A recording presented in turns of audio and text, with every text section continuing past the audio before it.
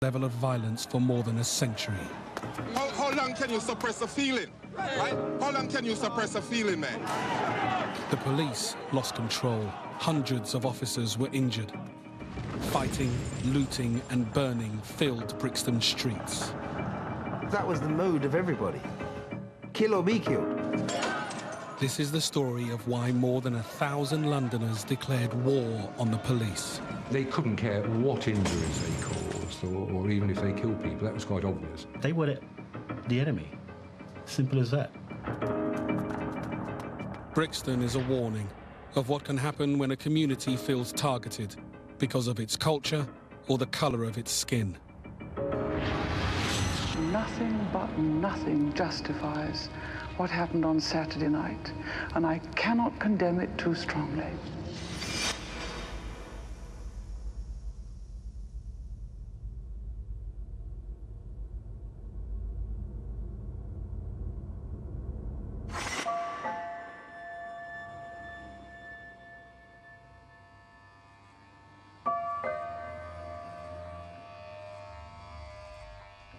It was a very good atmosphere before the problem. Very good atmosphere. By the 1980s, Brixton, one of the most deprived corners of South London, was the undisputed capital of Black Britain. Brixton was a great place, you know. Everything that one needed was there. Because there was green banana, yam, sweet potato, breadfruit, and corn, and mangoes, and, you know, all these things that drip them out water. You know, you could get them sugar cane and all these things. But now a second generation of young black people were growing up in Britain and expecting more from the country which was supposed to be their home, but where some politicians were prepared to play the race card. People are really rather afraid that this country might be rather swamped by people with a different culture. In 1981, 2 years into Margaret Thatcher's first government, race relations were at a crossroads. We now had on our hands a generation of young black people who were British and who were not prepared to be as grateful, shall we say, as their parents for the new life that we had afforded them. As mass unemployment hit the black community hardest, 1 in every 2 black youths was left out of work. We had a feeling that we just weren't wanted in this country. Weren't wanted, that we were despised. In January 1981, bitterness intensified when 13 black youngsters were burnt to death at a party in New Cross in southeast London. 3 months later, the failure to charge anyone for what the black community was convinced was a racist attack seemed a betrayal by the police. We felt the police just didn't care. There was tensions already between us growing at the time, and that just pushed us further apart more than ever. You know, when I came to this country, I was told, if you get lost, or if you have any problem, just go to a policeman. Oh, yes, we were told that. You know, you wouldn't ask anybody directions. You would go to a policeman because you see them as nice people.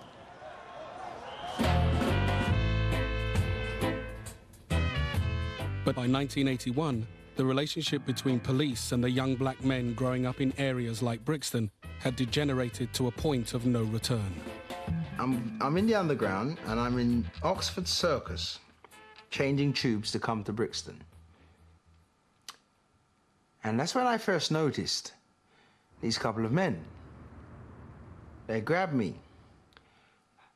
Excuse me, I'm arresting you for suspicion of pickpocketing from persons unknown. And I'm thinking, me no pickpocket, me a Rasta. Almost every young black man in Brixton had a story to tell about police harassment or brutality. I remember getting on a bus one time from Brixton going to Clapham, and they came on the bus and said I was nicking a purse, took me off the bus, couldn't find nothing on me. They just gave me a good kicking and sent me away. You know, what could you do? There's like 5, 6 police and just you as a little black kid. They didn't arrest no one, they just beat us up and left us there.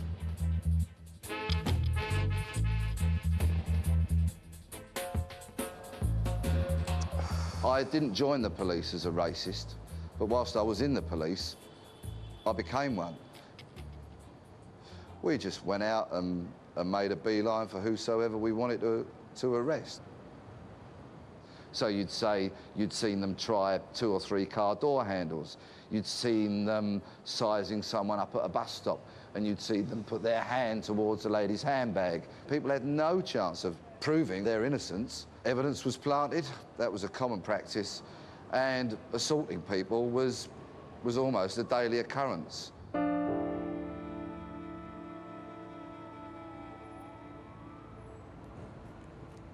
They used to raid dances. I was in one particular dance where they battered down the door, beat up women, beat up men. There was countless police vans outside on Elm Park that night. And I was one of those, in one of the police vans taken back to Brixton police station. My face pressed down to the floor. There was a boot upon my neck, upon my back, and then we were dragged out to the police cells. Sitting in that cell and hearing the screams of the older guys along the cell corridor, it was just frightening, frightening. So that's when I realised that these stories weren't extravagances.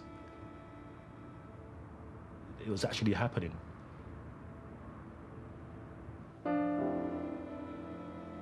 We were the occupying army, if you like, and thinking of the people of Brixton as the enemy, that there wasn't a good person amongst them, that they were all criminals, that blackness equated with criminality. Despite the close attentions of Brixton's police, there was one place where young black men did feel safe. Railton Road, in the heart of Brixton, was known locally as the front line. It was the only place that you felt really comfortable, that the police wouldn't just always be able to grab you. From this cruel world, we could go there and just be with our kin. We felt it belonged to the West Indian community. Everyone gathered on the front line. They had pool places, they had gambling houses. It was just like a little activity place.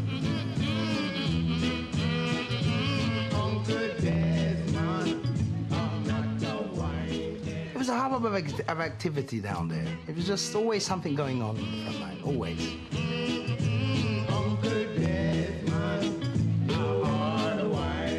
It was the place to be, the place to be seen, the place where DJs practiced their rhymes, the place where you scored weed. I made my livelihood from there. That was all that was in my head. Be on the front line and sell some dope, basically.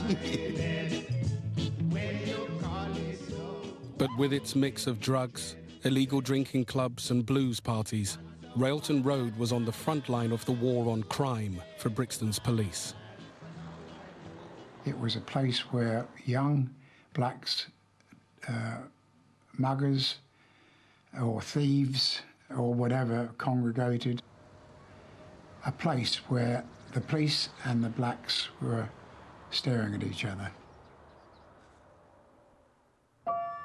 The crucial issue for the police in Brixton was street crime. There was twice as many muggings here as anywhere else in London. As far as Brixton's commander was concerned, the reason was simple. Is this racial crime? Is this black youths picking on old white ladies, or is it everyone being attacked?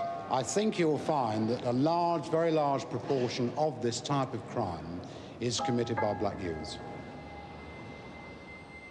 It's like you see the cloud and you feel, well, oh, it's going to rain because the cloud is dark. In the days before? Yeah. In the days before, yes, yes.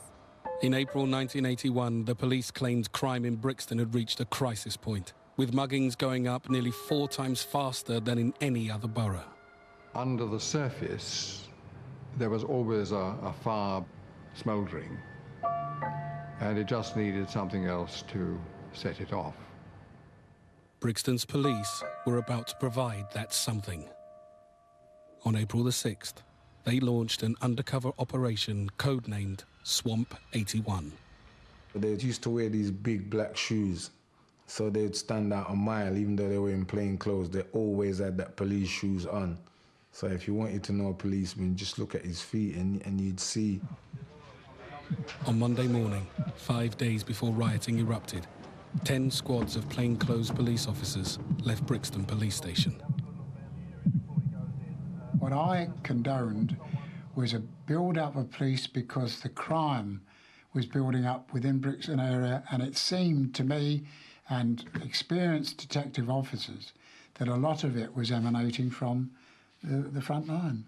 It was simply stopping and searching any young black man that happened to move in and around the central Brixton area. They just stop any and every black person, young or old, but especially kids. Everywhere you look, there was a Bobby there, him and his friend, walking up and down and harassing you and asking you to what you got in your pockets and stuff like that. And if you didn't want to tell him, he got a bit aggressive.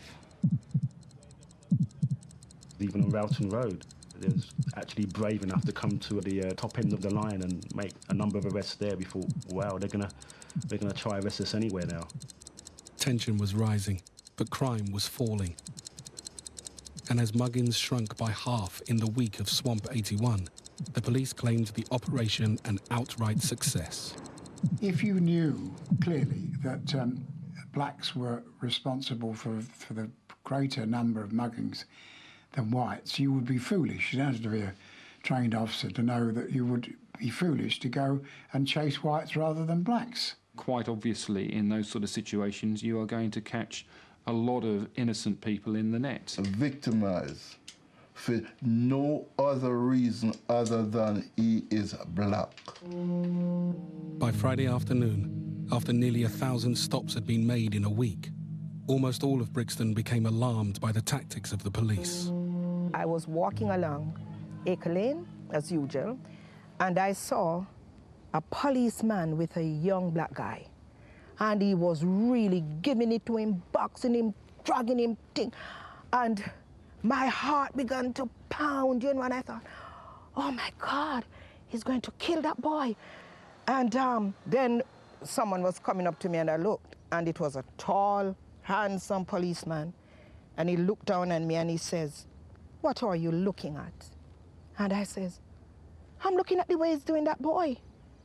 And he says, mind your own business and go your way before you get your share. And for him to speak to me like that, I think that was dreadful. And my share of what? What was he going to do to me? I was just taken aback and disappointed. Swamp 81 had galvanized the whole community against the police. You can't say anything, you can't stand and look, because you will be told, move on. And if you refuse, you would be arrested. We had no hope. So it come to a point now that we didn't care anymore. We didn't care anymore. What are you going to do, just sit and take it?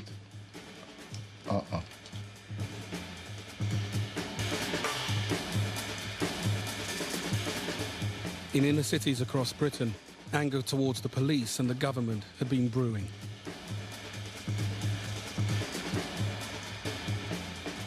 In just 1 week, Swamp 81 had pushed Brixton to the brink.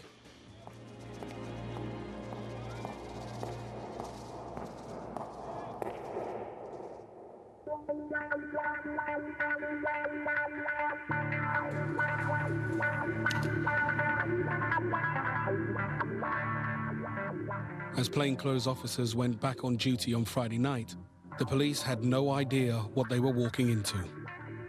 Nothing looked out of the ordinary. Brixton was just getting ready for the weekend. I was actually in the pool room in Stass's playing the Space Invaders. I was like crazy about Space Invaders. I just used to sit on that machine forever. I was hustling, selling my weed. I was thinking, as I usually did on a Friday evening, weekends here, Where am I going to go on Saturday, maybe Sunday? What clothes am I going to wear? What girls' numbers can I get?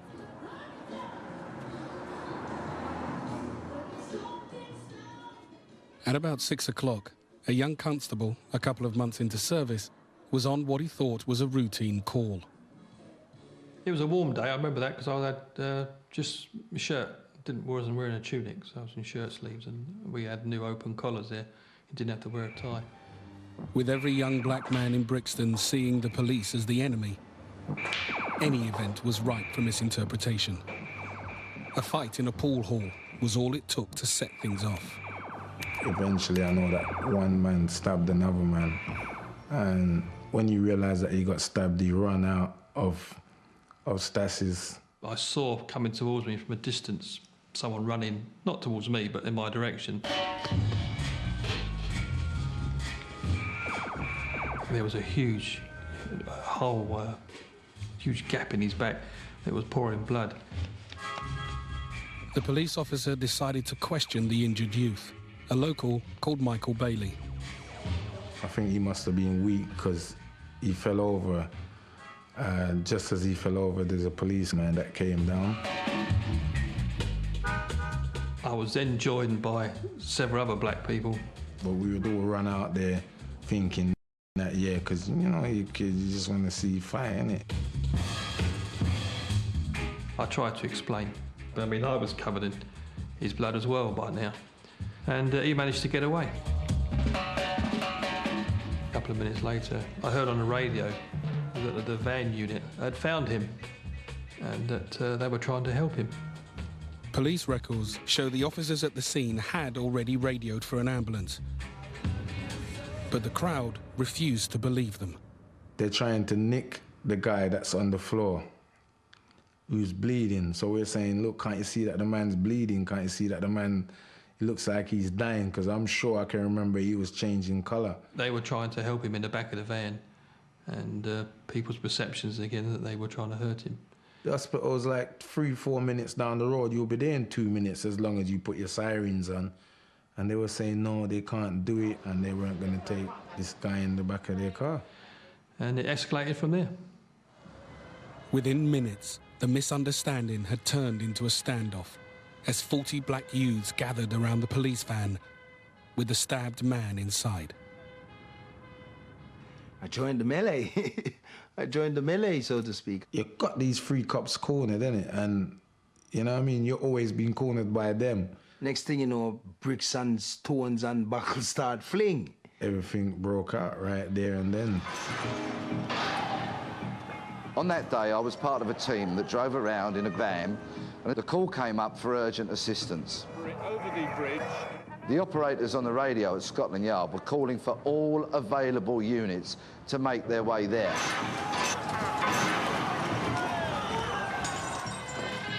The nearest brick, the nearest bottle, whatever came to hand, I just picked it up and started throwing it. There were police cars abandoned in a haphazard fashion, maybe 3, 4, 5 or more. They had to back off, you know what I mean? And they couldn't, some of them couldn't even get in their cars and reverse up the road. They had to run. We didn't know what to do. There was cops struggling and fighting with people. The police were outnumbered, and this was on a scale that I'd never seen before.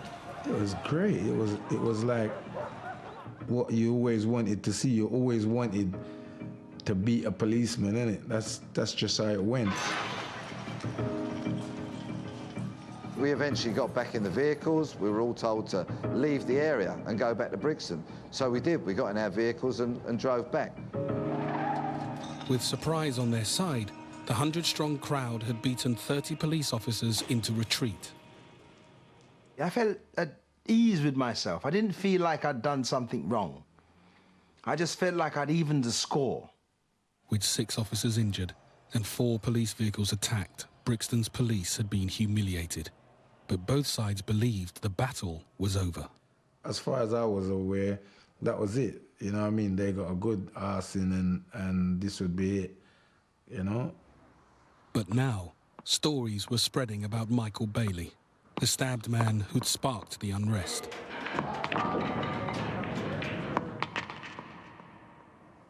In the night, There was nothing else to talk about. We was all talking about it, and people knocking on the door. There was rumors around spreading that Michael had died. People were saying, "Oh, that, what kind of thing that? Why, how him for dead?" If he is dead, it was definitely because of the police, because he was there for quite a while on the floor. The police stab up somebody. That's what alerted us. The police stab up somebody. And that went around Brixton like wildfire. The police have actually killed a youth. And we thought, oh my God, they've really got it in for us now. But the injured man wasn't dead. He was recovering in hospital.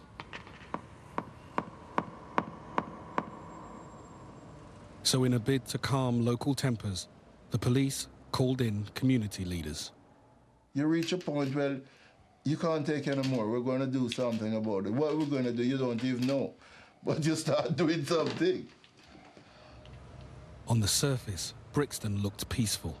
Community leaders pleaded with the police to keep it that way by stopping Swamp 81, the operation that had sparked so much local anger. If I'd have withdrawn, a lot of people would have seen that as surrender, and also it would have laid me open to the charge of failing to police the area properly.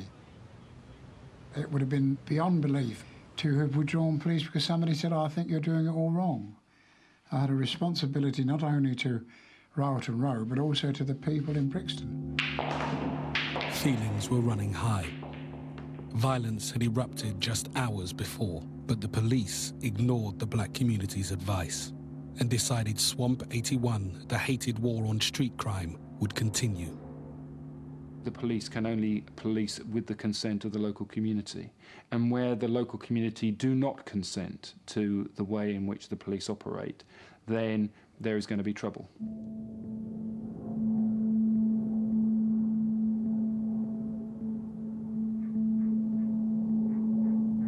Saturdays, as a parish priest, my mind would have been concentrating on Palm Sunday the following day, and getting things ready for that.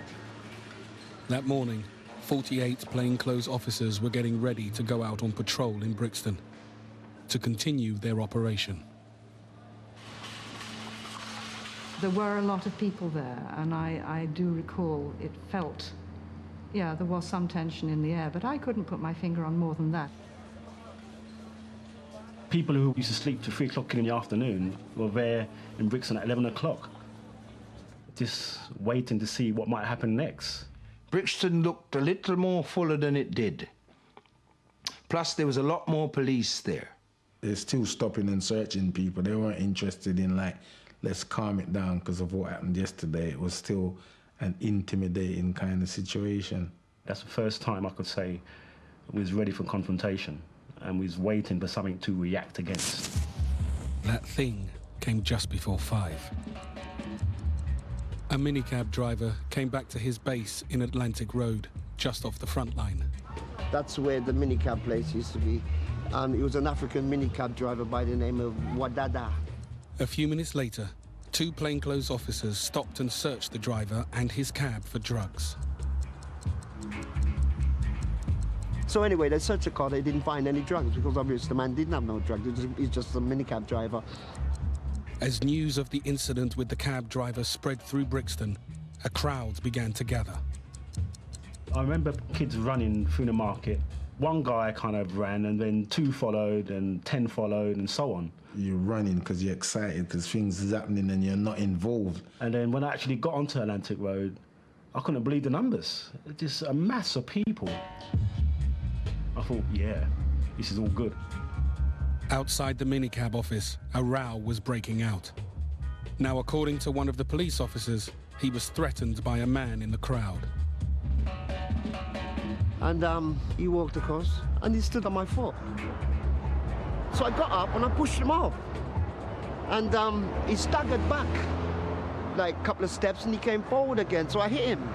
Next thing I knew, about 20-odd police officers in uniform officers came running across the street, and I said, so what, you're going to let them arrest me? When the police van arrived to take Johnny Brixton away, the crowd moved in. Anything could happen after this, anything.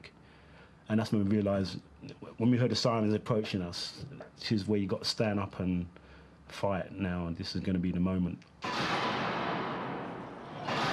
By then, the police had picked me up. I was, picked me up off the floor, and they threw me into the back of the van. And that was rocked to the sides, and people were trying to squeeze in and kick it and smashing the windows. Hundreds of youths, black and white, were ready for battle at the top of the front line. But neither police nor rioters were prepared for the scale of events to come. The police van tore away.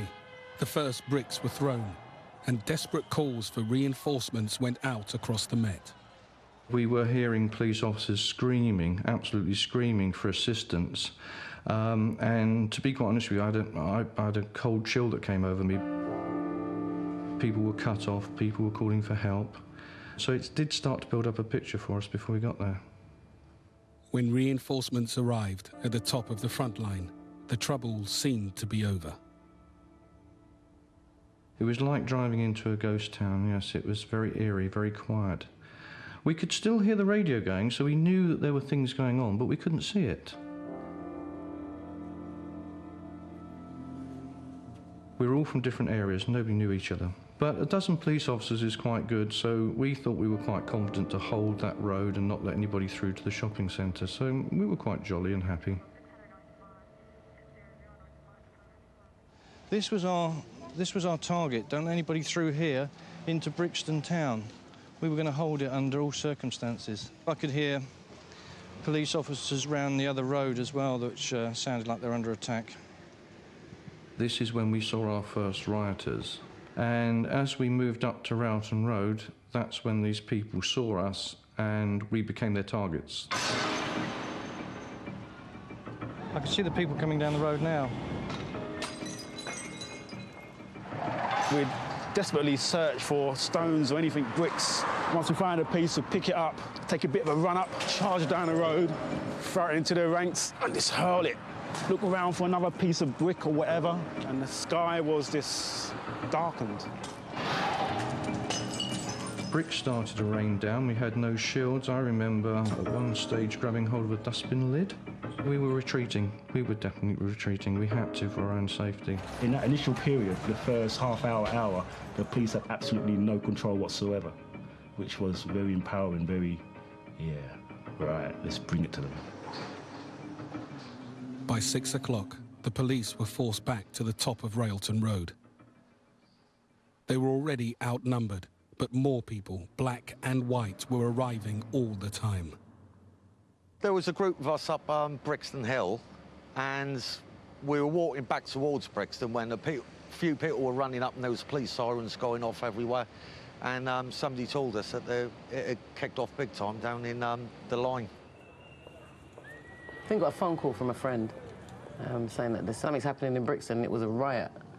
And I didn't know what a riot was. So it was a bit of a shock. I remember thinking, what's a riot?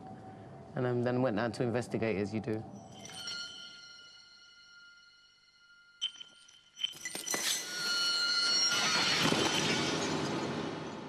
I mean, everywhere was getting smashed at once. People were just getting into the shops, Woolworths, Bon Marsh, every jeweller's in town was getting done. A lorry was hijacked by a couple of lads on Brixton Road and driven into the jeweller's window, straight through the jeweller's window. And the window was so thick, plate glass or whatever, it just rolled down like a carpet. I think it was at that point in my mind, I just thought, right, I'm going to try and get as many things as possible.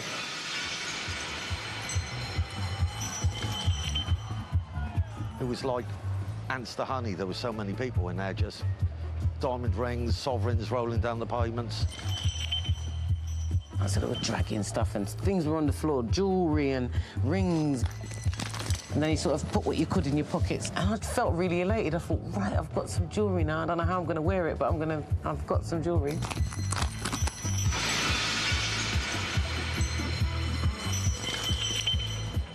We were getting something that we'd always wanted, that we weren't able to afford.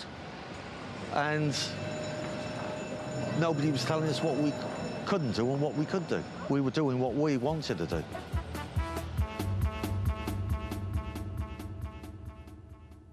The chief superintendent at Brixton phoned me and said, it's getting very ugly down here. Streams of youths, mostly black, running up down the streets, and windows have been smashed. And I think you ought to come down. And I said, I couldn't agree more. So I took off my own car and went down there. The police had lost total control of the place. You'd have like 100 people, 150 people throwing bricks and bottles at the police while the looters were looting. So the police couldn't get near there to catch any looters. Commander Fairbairn arrived to a complete breakdown of law and order. Mayhem on this scale hadn't been witnessed that century, and proved just how many in the community felt alienated by the police. Burning vehicles, rioters, policemen withdrawing. It was frightening to a certain extent. It was unnerving, and it was very sad. Seeing his men beaten back to the top of the front line, Commander Fairbairn immediately ordered equipment and reinforcements.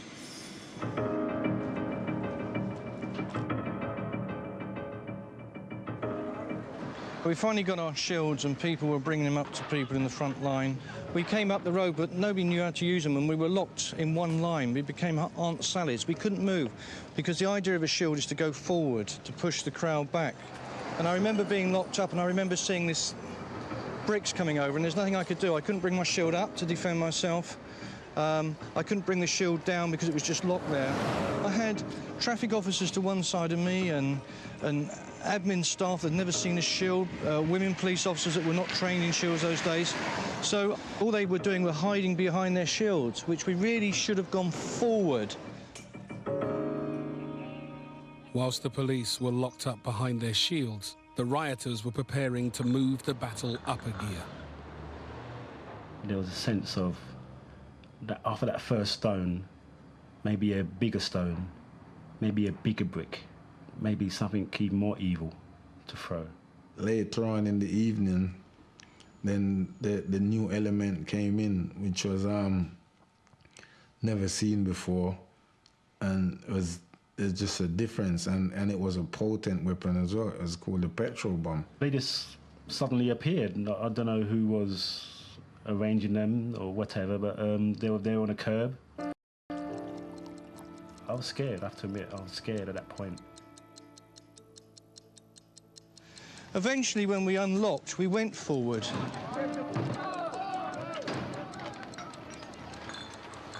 And as we went forward as we should do, in groups of 3, but keeping in line.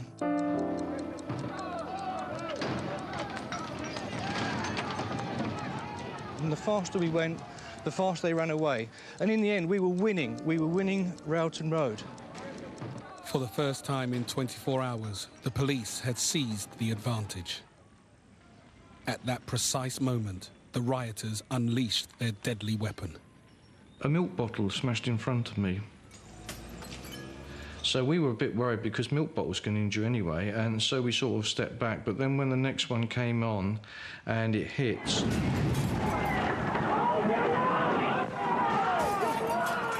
I mean, you know, what can you do against fire?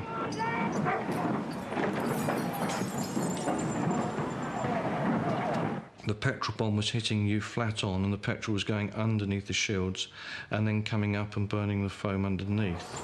To see those polices putting their tail between their legs and hightailing it down the road was a sight to behold. It was just a wonderful sight.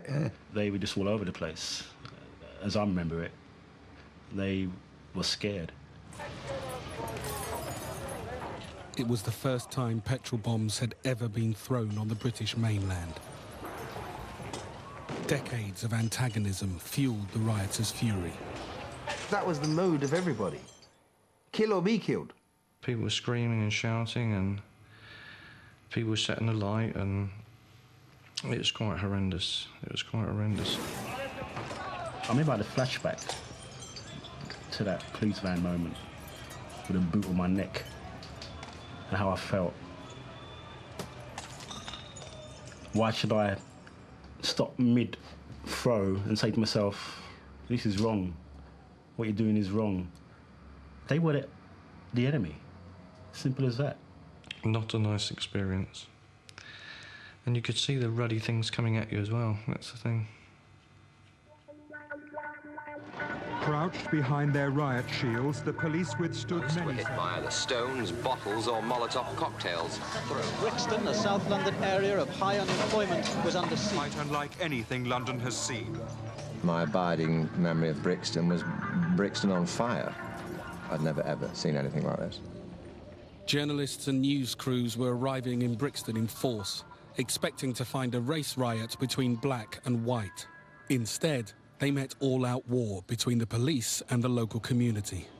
The hostility between the black young people in particular and the Metropolitan Police was something I hadn't encountered before, and I wasn't fully aware of, I must confess, until that night. By now, the rioters were holding the whole of Railton Road,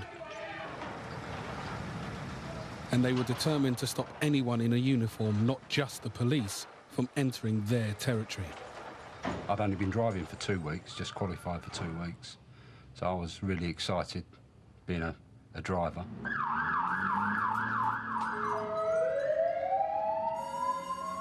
We just came through a police cordon at Brockwell Park. And just as we got through the first crowd, that's the first indication anything was wrong, because there was a loud bang on the side of the fire engine. I thought I'd hit somebody, and my station officer just turned around to me and said, whatever you do, don't stop, keep going. I think it was a brick that first shattered the windscreen, I'm not sure. And once that was gone, there was no protection for the two of us in the front cab, the station officer and myself. We were just fair game from there on in. For the first time in their history, the fire brigade were under attack. Aggression was building. Even hardened journalists were stunned by what they found. This was just 4 miles down the road from the Houses of Parliament. This was a part of London. I'd experienced similar scenes in Northern Ireland. I'd never seen anything like this in a mainland city. Bricks, glass, paving slab hit me in the chest, and my arm was torn off the steering wheel with something smashing into my left arm. And you can see the anger in their face while they're throwing bricks and bottles, and I was just so terrified.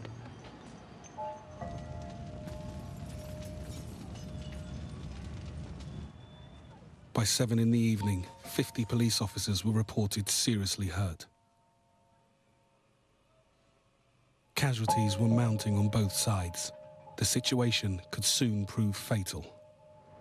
The police were trying to take over their home, their territory, and that was the last thing they were going to let them do. Now, Reverend Bob Nind and 3 other community leaders tried to open talks between the two factions. The only way to defuse this situation is by decreasing the presence of the police within the area at the present time, because they see the police as their target, as the target that they want to attack. I understand exactly what you're saying, and I appreciate what you've already done. But there is no question, in my decision at the moment, there is no question of withdrawing police from here. For the second time in 24 hours, the police had the opportunity to pull out. But despite heavy injuries in their ranks, the man in charge felt he couldn't take that chance. I knew, from what I've been told, from the observations I've made myself, that they would have seen this as a victory over the police, and they would have never withdrawn. Never. I just felt that he was wrong. I hoped that he would reflect upon it. And having said what I could at that point, there was nothing much one could now do about it. I went back round the corner again. I didn't believe what they said. And the attitude of them, the shouting in the background, led me to believe this is this man telling me, but he has no rights, justification in saying that they would stand down, so to speak, because I was pretty convinced they wouldn't. Night fell on Brixton.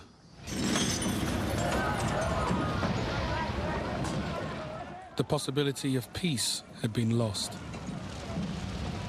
and familiar streets became terrifying.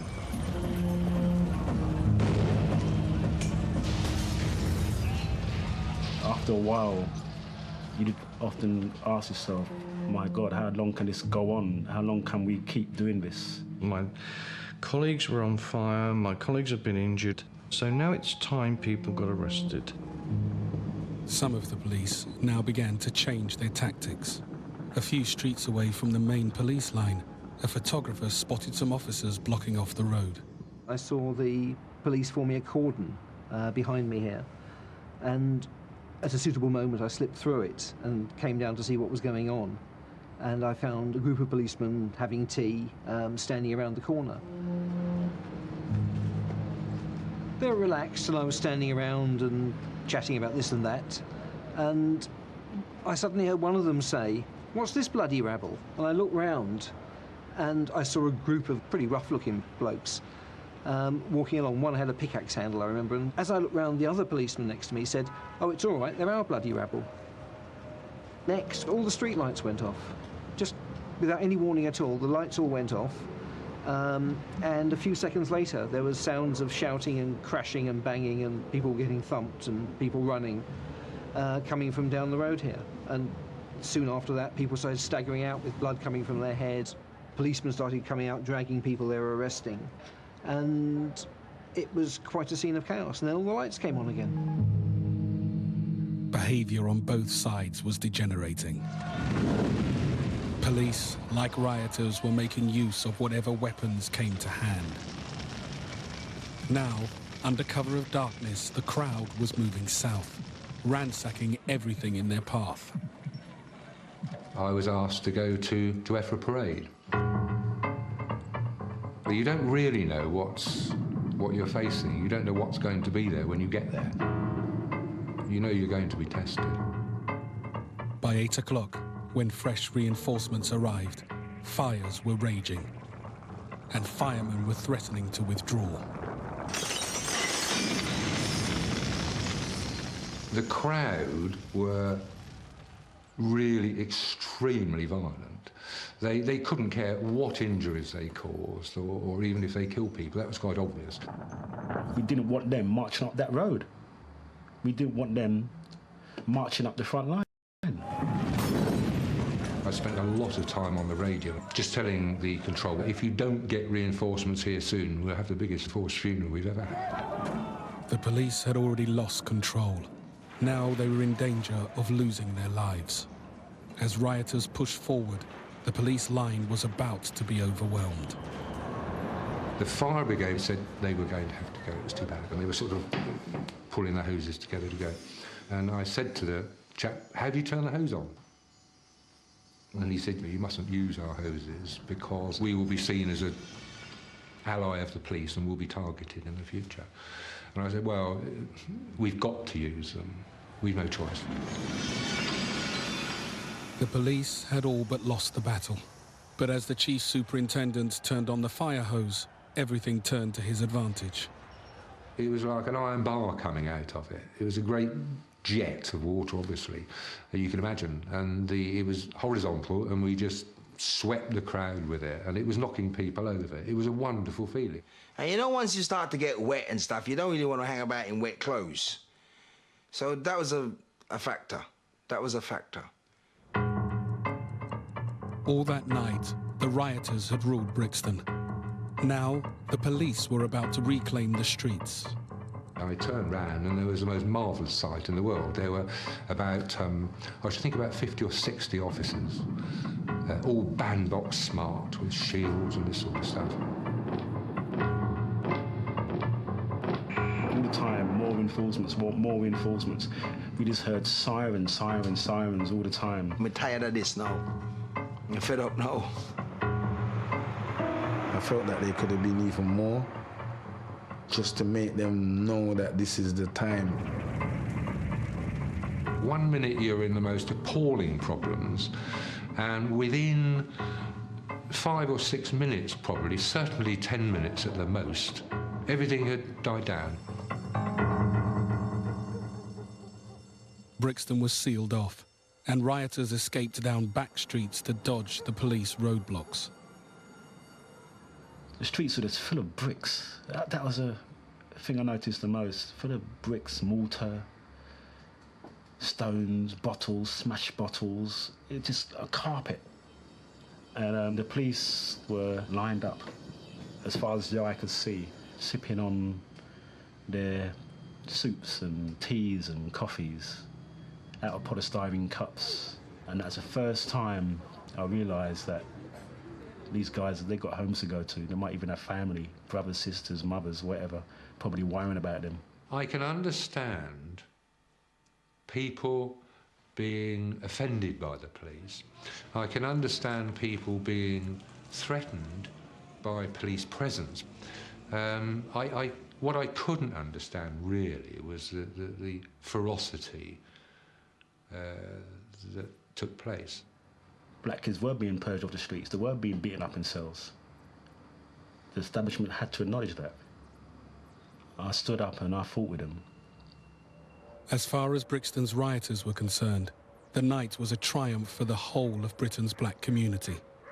No one knew what would happen tomorrow, but by the early hours, fighting had been replaced by partying.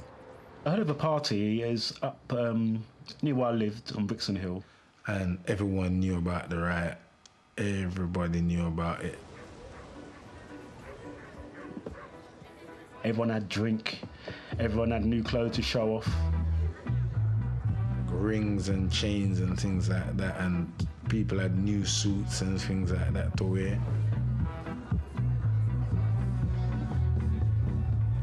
People celebrated and drinking champagne. There was a few off-license that got raided that day as well. I never had champagne before that night. I had a sip. The guy who had it wasn't willing to share it with everybody. He said, "Oh, you got your own drink." And the DJ had written some lyrics specifically for the occasion. Brixton riot, a murder. Police couldn't push it little further. Brixton riot, a murder. Brixton riot, a murder. If you love the Brixton riot, say murder, murder. And it was a joyous occasion. Across Brixton, more than 30 buildings, shops and homes were burning. It looked good. It looked good at night time. The sky lit up because, I mean, there's quite a few cars burning and smoke in the sky, and, you know. It's a good picture. It's a good picture.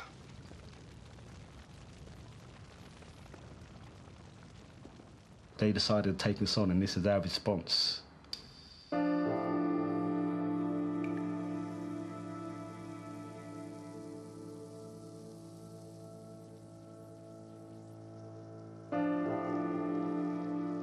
My first thought, I wonder what happened at Brixton.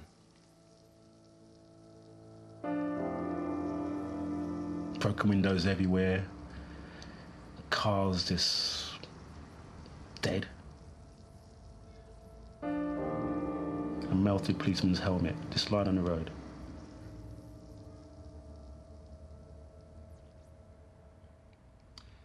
You felt shame in a way to say, why, that's what you did to your own community. You kind of feel shame after.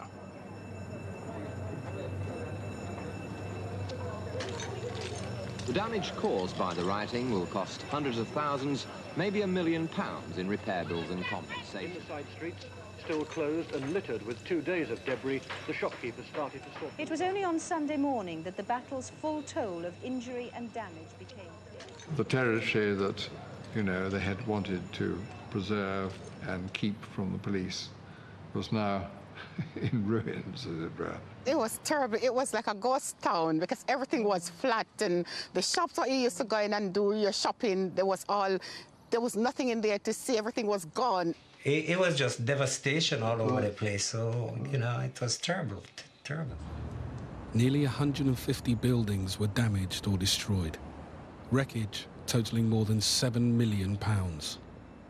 Society had now woken up to realise, hold on, there's something happening down in this little town called Brixton, and it's going to affect the whole country.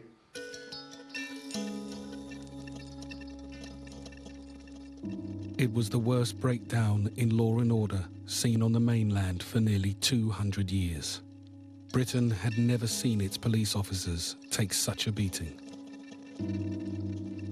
The whole world knew that we had lost control of the streets. And that's something that was very difficult to take. The rioters had won the day. Nearly 300 police and 45 rioters had been injured. Miraculously, no one was killed. Vengeance and war don't really justify anything. No. But is one thing I would say is that the riot spoke volumes for black people. Shocking to see that what we had done. But with that, there's pride as well, that we stood up. Is there anyone here who takes the view that what happened in the last 36 hours was a race issue? No.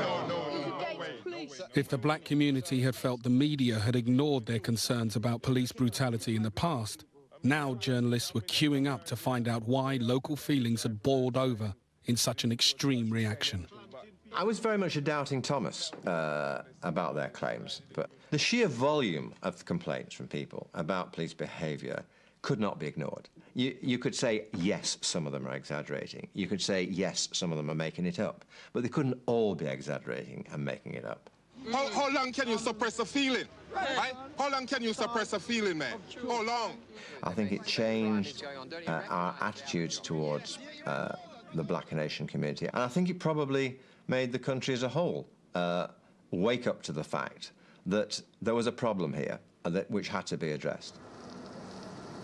But on Sunday, London's police leaders weren't ready to admit their tactics might have triggered the violence and blamed political extremists. It wasn't just locals from Brixton, but others from elsewhere had come to help, and that's why I said it wasn't spontaneous, that it was planned. Do we look like organized people? I mean, you see everybody about it. Do we all look like organized people? Radicalist, racist. Yeah. We're not racist. We look organized? Man. We're not racist. Do we? Yeah, in Miami. No, do we look organized? Not to me, you don't know. That answer your question. Where do people... The police still wanted to blame a lawless minority amongst the community for what had happened. Anything rather than admit that they had got it seriously wrong. Nothing but nothing justifies what happened on Saturday night, and I cannot condemn it too strongly. At first, the government also seemed reluctant to inspect the causes of the riot. But when Margaret Thatcher sent her Home Secretary to see for himself what had gone on in Brixton, defying all expectations, he'd ensured the riots became a turning point in British history. He came down to have a look round, acquaint himself, see what was going on. It's all in the name, William White Law. That was what the government was all about, white law.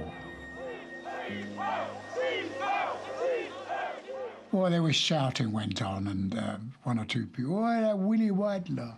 We despised him and what he represented. Thatcher and everyone despised him, hated him.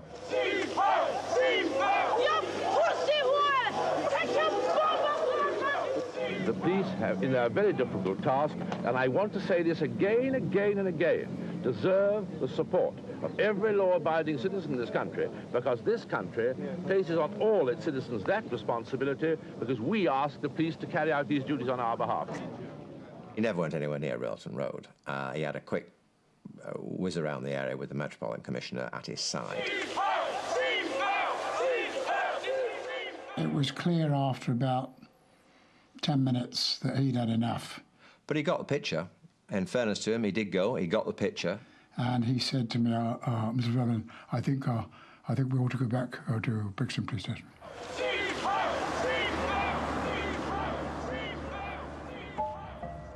By the time Thatcher's Home Secretary had crossed back over the river, he decided to launch a major public inquiry, to be headed by Lord Scarman. The Home Secretary orders a one-man public inquiry into the Brixton riots, but local residents fear it won't examine their long-standing grievances. And a national debate on race and the inner cities soon began. Quite clearly, we've got to limit any further mass immigration into this country, and if any people wish to return to their country of ethnic origin, they should be encouraged to do so by the government. The police should recognise that, in fact, it's not on to treat people in what seems to many blacks in Brixton as an oppressive and unjust manner, simply because... I hope it's going to be a very quick inquiry. Lord Scarman will report, and I hope he will be very candid in the recommendations that he makes to government. 6 months later, when Lord Scarman's findings came out, they weren't what anyone expected under the Party of Law and Order. He didn't look like a revolutionary, but Scarman's inquiry into the riots sent shockwaves through British society. Only at £8. For the first time in their history, he'd put the police as an institution on trial and found them guilty. Clearly, a large degree of responsibility lay at the door of the police service. The police had got the policing of the local area wrong to the extent that they lost control. According to Scarman, that happened because the police had lost the consent of the local community. I think a lot of people had some pretty legitimate grievances about the way we went about our business. Across the country, following the riots, the way the police did business would be transformed. The police could not just police an area as they wanted, indiscriminately stopping and searching large numbers of people, for example. The only way to successfully police a community is by consent. For the first time, the police would be compelled to consult the public and become more accountable to the communities they policed. It was a nasty jolt to the police, but it took a long time for the smarting to wear off before the police were willing to take on those ideas. 25 years later, the lessons of Brixton are still being learnt. The police were urged to appoint more black and Asian officers and to root out racists in their ranks. The process of reform has been hard, but Brixton was the catalyst for beginning the change in race relations across Britain. That riot was the beginning of the change, and people started to recognise that we had rights. The riot showed everybody that if you ignore a certain community for so long, you shit on them for so long, they're going to rise up.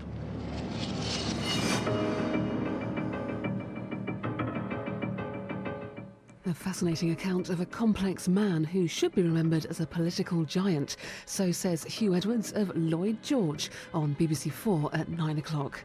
Next, here on BBC 2, the quarter-finals of University Challenge.